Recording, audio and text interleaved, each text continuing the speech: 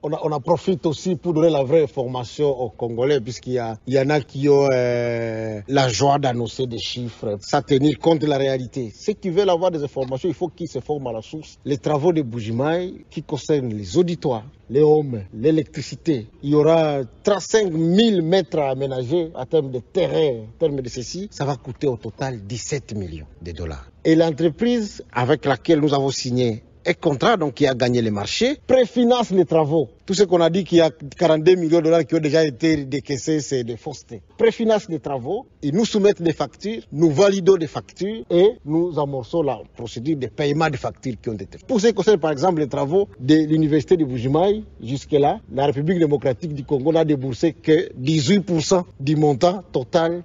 Et ces 18% représentent effectivement les travaux qui ont déjà été faits. Mais pour le reste, les travaux vont coûter au total 17 millions de dollars. Et c'est des travaux qui sont préfinancés. De la même manière que vous avez vu ici à l'Inikin, un marché qui a été gagné par une entreprise congolaise. Et c'est une fierté pour nous que les gens se forment très bien à la source. Nous sommes très fiers d'avoir dans ce pays des entreprises qui peuvent gagner des marchés, des entreprises qui sont pilotées par des Congolais, qui peuvent gagner des marchés et qui peuvent les exécuter à préfinancement.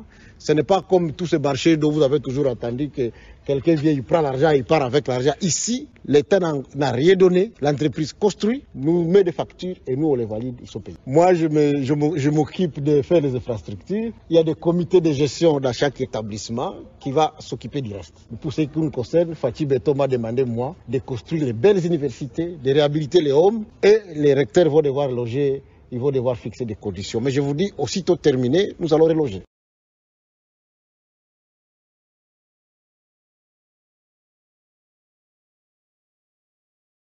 Les communes de la capitale et leurs adjoints, récemment nommés par ordonnance présidentielle et notifiés par le vice-premier ministre en charge de l'Intérieur, ont échangé pour la toute première fois avec le gouverneur Jean-Tini Ngobila Mbaka, mercredi 28 décembre 2022, en la salle des réunions de l'hôtel de ville de Kinshasa, dans la commune de la Gombe. Au menu, les orientations de travail du premier citoyen de la ville, conformément à sa vision pour le développement de la capitale. Jean-Tini Ngobila Mbaka leur a expliqué à cette occasion le rôle du bourgmestre au sein de sa municipalité et les régimes disciplinaires. Et c'est, avant de les inviter, à exercer pleinement leur pouvoir sans se laisser influencer par qui que ce soit. Signalons que l'autorité urbaine de Kinshasa a annoncé l'organisation prochaine d'un séminaire de formation de renforcement des capacités à leur intention. Sur place, il a instruit le ministre provincial de l'Intérieur, Didier Tengue Telito, d'organiser des remises-reprises afin de permettre à ceux heureux nominés d'entrer officiellement en fonction.